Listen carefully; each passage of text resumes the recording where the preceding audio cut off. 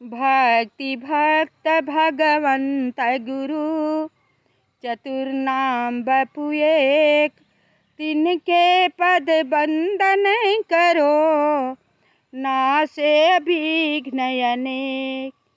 सिय मांडवी उर्मिला श्रुति कीरति बरिबाम, चारु सुवन चारु रतन तुलसी करत प्रणाम। भाषा तुलसीदास कृत कथा करो अनुसार, आसन लीजय हृदय महु आयहु पवन कुमार। राजा दशरथ जी के घर में विष्णु भगवान अवतार लेके जब मधुर चाल चलते हैं, पाँव में पैजनियाँ हैं, कमर में करधनियाँ है, घुंघर वाले बाल है और ठुमुक ठुमुक कर चलते हैं, तो माताएं तो अपना तृण तोड़ती ही है। देवता सब देख कर के खुश होते हैं। उनको दर्शन पाने के लिए न जाने शंकर भगवान जी कितने दिन अयोध्या में रह गए। काक भुसुंडी जी कौवे के रूप धारण करके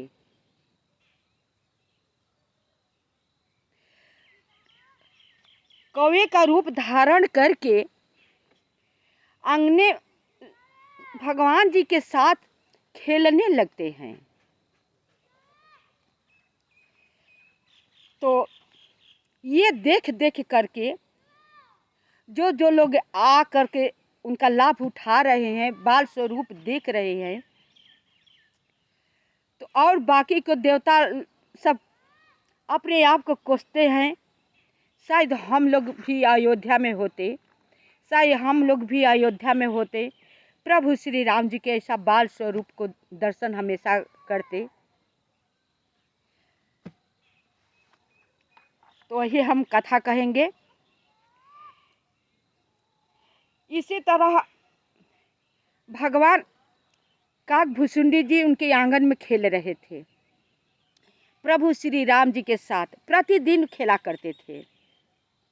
उन्हें अच्छा लगता था, ऐसी बहाने दर्शन भी किया करते थे।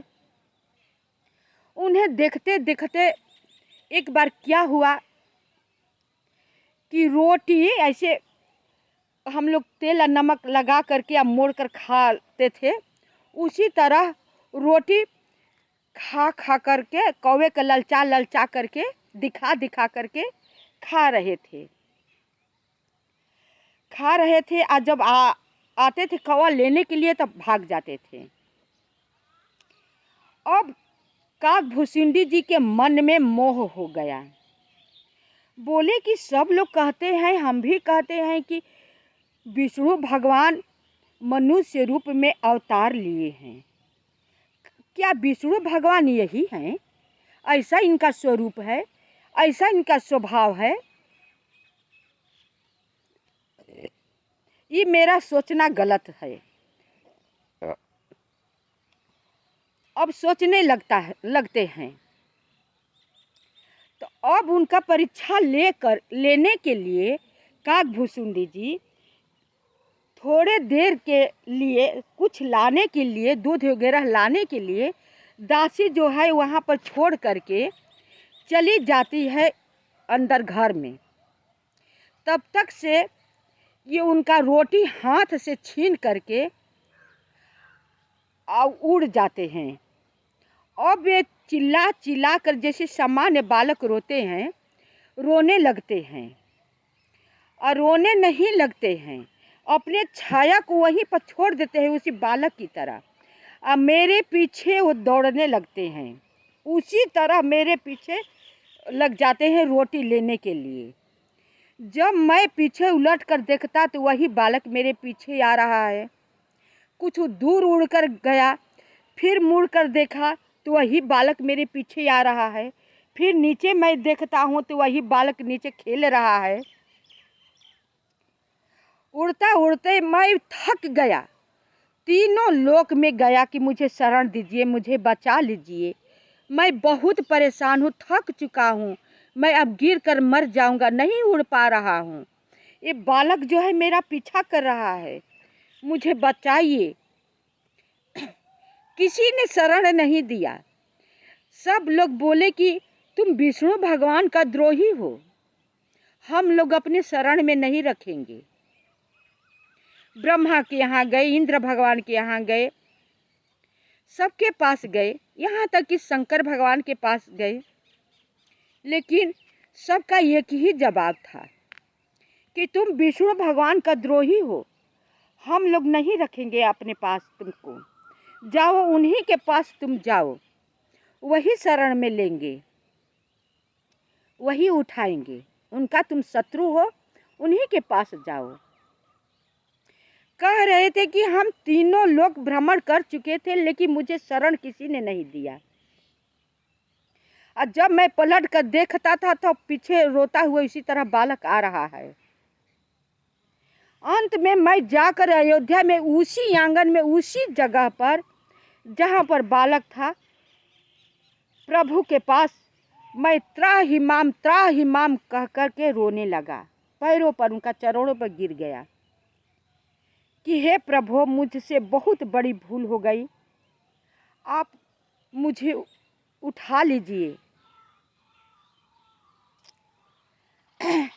भगवान चतुर्भुज रूप में हो जाते हैं, प्रकट हो जाते हैं, अपने दोनों कर कमलों से उठा करके कहते हैं, उठो पार्थ, मत रो, क्यों रो रहे हो? मैं तो अपने भक्तों को कभी दुखी देखना ही पसंद नहीं करता हूँ, तुम दुखी मत हो। अब मुझसे कुछ वरदान मांगो। कि हे प्रभु, मुझे वरदान कुछ नहीं चाहिए, बस यही काफ़ी है कि आप मेरे अपराध को क्षमा कर दिए, यही मेरे लिए बहुत कुछ है। कहे नहीं, जब मैं किसी के, अपने भक्त के पास प्रकट जब होता हूँ ना, तो बिना दिए नहीं जाता हूँ, कुछ न कुछ देकर मुझे जाना होता है। तो तुम्हें कुछ न कुछ मैं देकर ही जाऊँगा, तुम्हें मांगना ही पड़ेगा। कुछ मांगो, जो भी तुम्हें जचे, अमूल्य चीज़ मांग लो, साधारण चीज़ मांगो, सब कुछ मेरे पास है, तुम्हें मैं सब कुछ, हर वस्तु देने के लिए तैयार हूँ। अब काकभूसुंडी जी सोच में पड़ जाते हैं, क्या मांगूं?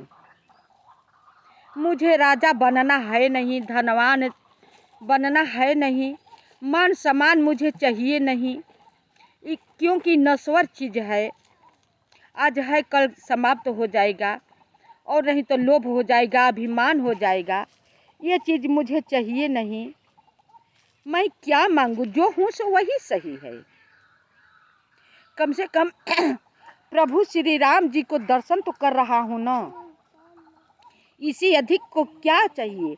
मैं कौवे के रूप में इनका प्रतिदिन दर्शन कर रहा हूँ, इनके साथ खेल रहा हूँ, इनका रंग रंग का श्रृंगार देख रहा हूँ। मेरा अहो भाग्य कि इनके साथ मैं हूँ। हाथ जोड़ करके बोले कि नहीं प्रभु, ये जैसे मैं हूँ उसी तरह मुझे रहने दीजिए, यही मेरे लिए बहुत काफ़ी है। आपके साथ मैं खेल रहा हूँ, बस इससे अधिक क्या चीज़ चाहिए? मुझे कुछ नश्वर चीज़ नहीं चाहिए। तो बोले कि नहीं, कुछ मांगो, कुछ तो मांगो। और फिर काकभूसुंडी जी सोचने लगते हैं। तब सोचते सोचते उनके दिमाग में आता है कि हो ना हो, इनसे अपनी भक्ति क्यों ना मांग लूं, क्योंकि भक्ति ही ऐसी एक चीज़ है कि हमेशा मनुष्य के अच्छे राह पर ले जाती है, और भगवान के में हमेशा लीन मैं रहा करूँगा। इनका भजन कीर्तन किया करूँगा, इनका गुणानुवाद किया करूँगा, इनका दर्शन किया करूँगा, मुझे भक्ति की ज़रूरत है। तो अंत में बोले कि ये भगवान, हे प्रभु, यदि आप देना ही चाहते हैं तो मुझे भक्ति ही प्रदान कीजिए, मुझे जब भी जन्म मिले तब आपकी भक्ति में मैं हमेशा रमा रहूं। जन्मों जन्म तक भक्ति हमें चाहिए। जो चीज़ में आप मुझे अवतार दे, जन्म दे, वो मुझे मंजूर है, लेकिन इतना अवश्य मुझ पर कृपा कीजिए कि हमें आपकी भक्ति हमेशा रहे। आपको कीर्तन, भजन, गान, आपको कथा पुराण मैं हमेशा सुना करूं, यही चाहिए। अब यहाँ पर काकभूसुंडी जी के यहाँ प्रभु जी हार जा रहे हैं, कह रहे हैं तूने तो वो चीज़ मांग लिया, वो चीज़ मांग लिया जो कि देवता लोग का दुर्लभ है। ऋषि मुनि लोग कितना कितना दिनों का तपस्या कर रहे हैं भक्ति पाने के लिए, उनके लिए ये दुर्लभ चीज़ है। तुम बहुत चतुर हो काकभूसुंडी जी, तुम बहुत ज्ञानी हो। वरदान भी मांगे तो ऐसे वैसे नहीं मांगे। मेरी भक्ति का कोई कीमत नहीं है। जिस पर मेरी भक्ति हो जाती है, कृपा बरसने लगती है, वो कभी दुखी रहता ही नहीं। और तुम तो एक जन्म नहीं मांगे, जन्मों जन्म तक मांग चुके हो। न जाने तुम कितना जन्म पाओगे, उतना जन्मों जन्म तक तुम्हें भक्ति चाहिए। तुम तो पूरा खजाना ही मांग लिए हो।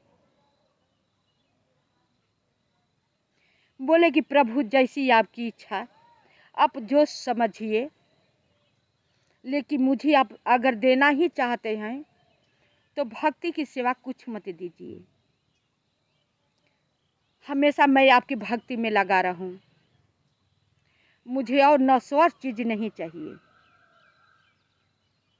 कहते हैं भगवान एवं मस्तु, जाओ तुम्हारी अभिलाषा पूरी होगी।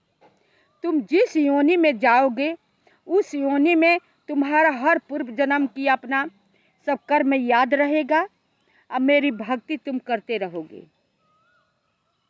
मेरी भक्ति में तुम्हारा दृढ़ विश्वास रहेगा और कभी डिग नहीं पाओगे।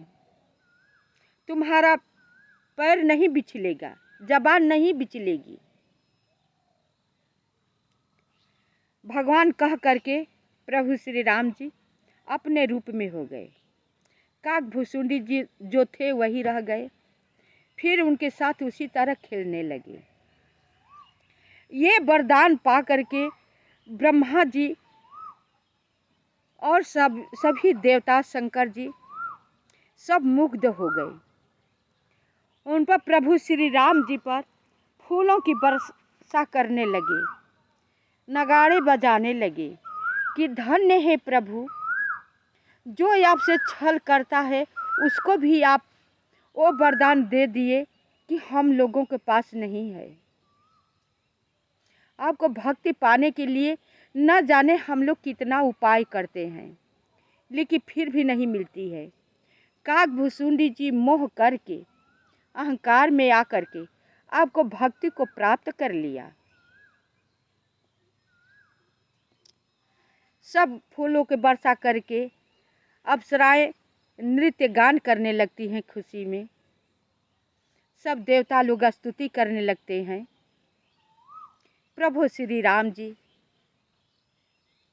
अपने बाल रूप में आ जाते हैं और सब देवता लोग अपना अपना ध्यान को चले जाते हैं, स्थान को चले जाते हैं। और शंकर जी अपने रूप में फिर वहाँ पर आ जाते हैं। जानते हैं आप सब कैसे रहते हैं, किस वेश में शंकर जी?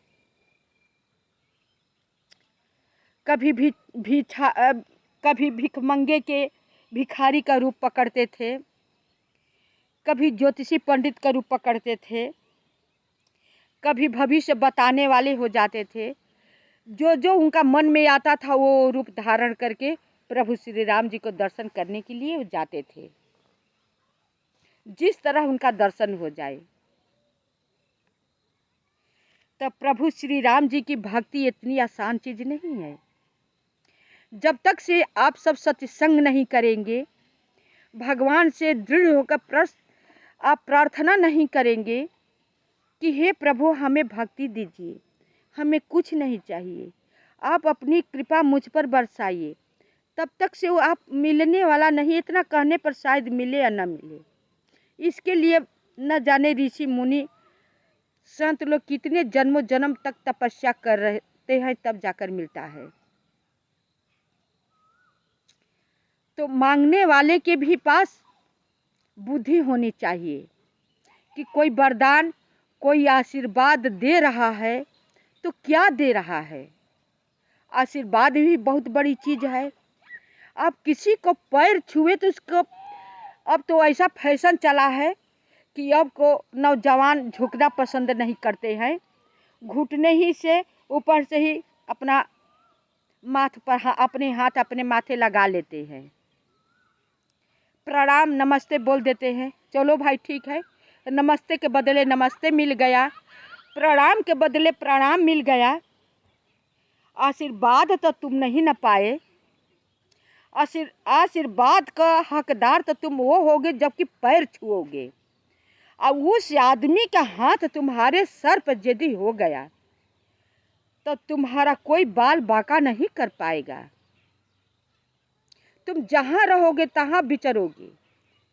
आशीर्वाद ऐसी चीज़ है कि बहुत अमूल्य कीमत चीज़ है, लेकिन उसको कोई समझता है नहीं, क्योंकि उसका अच्छा संगत है नहीं, कथा पुराण वेद पुराण पढ़ता है नहीं, कहाँ से ज्ञान होगा।